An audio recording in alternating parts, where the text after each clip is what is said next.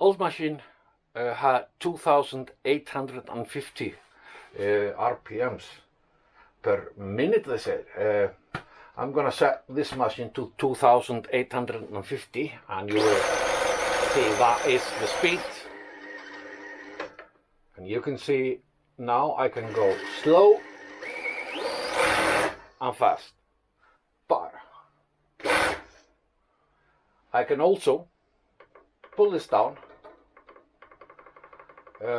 It's said that this motor runs 200 to 6,000.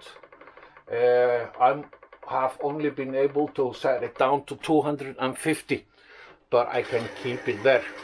And you think that I can control when I am dealing with leather at this speed? Oh yes, this is beautiful. Now let's put in some thread, move up and see, yeah. Never goes beyond that, but you've got the touch. You can do one stitch at a time. It was impossible with the clutch motor. Now I have control. This is absolutely amazing. Yes. Let's put in some thread. I don't know who was doubting our ability to do this. It seems that everything works now as it's supposed to do. I have it now at the slowest speed I've had a thread. I've done some tests and it's working.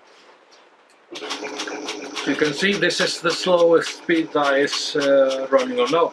Of course this needs some fine tuning, but I can live with this. Being able to take one stitch at a time. If I need to do some cornering, I can do that. And now I can say that I have a full control. That is something that I did not have. So yes, it's easy to install, a lot easier than I thought. It's taken me half a day, but still, it's not that much. I did pay about $300 for this in total, with transportation and taxes and our shipping costs and taxes and everything. That is half of, at least half of which it would cost me to buy a similar motor or even the same motor here in Iceland. So if you want to change your machine from a clutch motor to this kind of motor, I'd recommend that you do it. So thank you for now. See you next time.